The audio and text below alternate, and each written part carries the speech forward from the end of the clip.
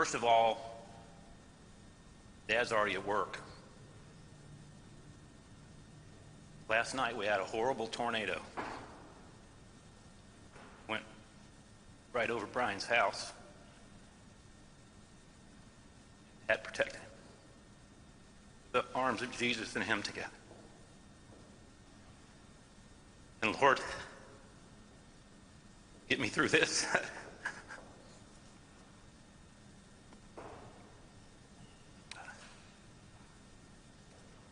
So I'm just going to read. It'll help.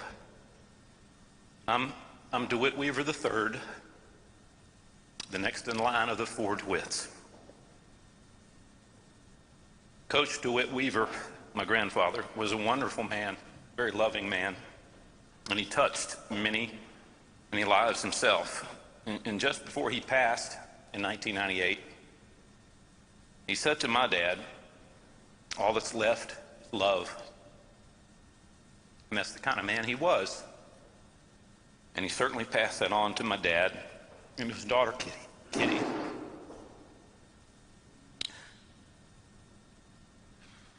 Oh, and wow, how he loved. But how couldn't he love, though? With my mom, Sherry, just pouring so much love into him every day.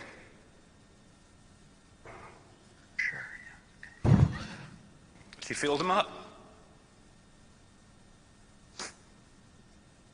I think much of his love was the overflow from her, the kindest and most loving person that I've ever met, and it's contagious.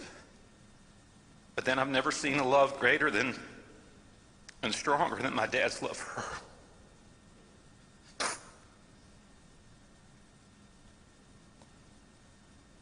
What a tremendous testimony and love story. It's lasted for 58 years.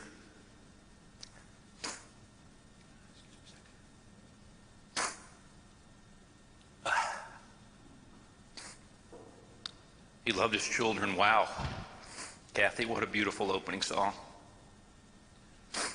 And Brian and Scott sharing the message, the readings. Wow.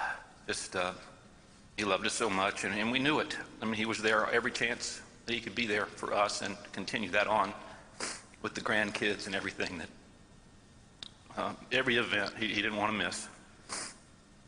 He didn't really like being away when he was even a superstar on the tour, and he decided to cut back his tournament schedule so he could be home with the family. He knew what was important.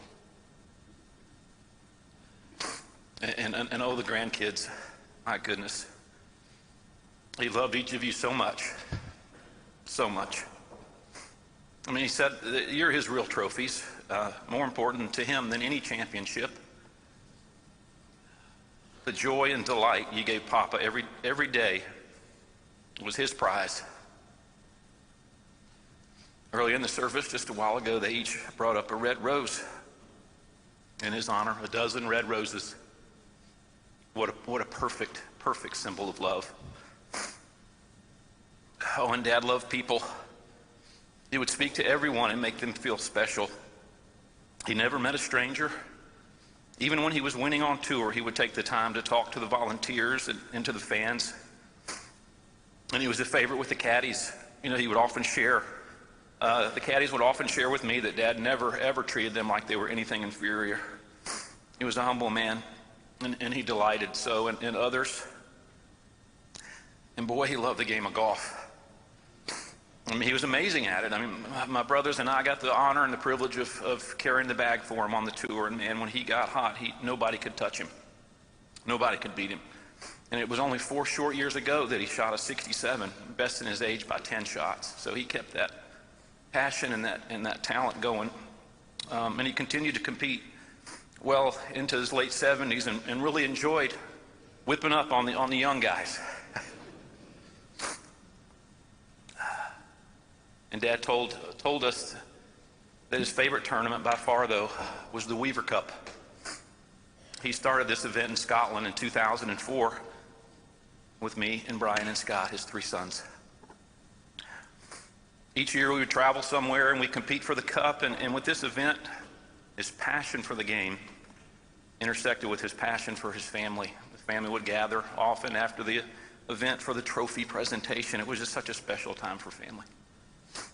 The memories we have of this time together with our dad are priceless, and we'll continue to honor this tradition. And man, he loved his fellow pros too. I mean, both on the tour here and here in Georgia. I see many of you out there who've come to pay your respects. So many wonderful relationships that he built with these guys. And what a real honor it was to have Jack Nicklaus mention this week what a good friend Dad was to him. That was really special to our family. Now, Dad didn't love 3-footers. Now, some of you out there know what I'm talking about. Some say that if he'd made all his 3-footers, he would have probably won as many events as Jack Nicklaus. But I'm not too worried about that. I think he did just fine. He loved his 5 o'clock glass of red wine. Yes, he did. Didn't matter what kind, $2 chuck, that was perfect. Just a glass of red wine. And we'll certainly miss those evenings relaxing with Dad and reflecting on the day. My father and I, we shared a lot more than just a name. We share this gray hair, Kitty, Frosty, the family, the Weaver side, we really have some white hair, that's for sure. We both went to SMU, Father Matt as well. But we both loved the Bulldogs, okay? So that we both loved the game, and we even shared a golf championship in the Georgia Open. That was pretty special. But most important, we share a love for the Lord. Dad was a man of deep faith, demonstrated by how he lived his life. Countless lives have been touched by him, evidenced by the outpouring of the stories from so many. As the verse reads, and Father Matt shared, delight yourself in the Lord, and he will fulfill the desires of his heart. And so he did, delighting in the Lord, spreading God's love to everyone he came in contact with. So we'll have time at the reception. Hope y'all can join us down the road at the athletic club for the reception. As I've only been allowed to share a few minutes here, I could go on and on and on. But let me end with this. I envision Dad now with God in all his fullness, maybe having a round with Arnie, surrounded by Papa D and Mimi, Pop Buzz and Grandma, and no more sweating over 3-footers. With every putt hitting the bottom of the cup, and his victories in Jesus and in his promise of everlasting life when we all will be together and see him once again. I love you, Dad.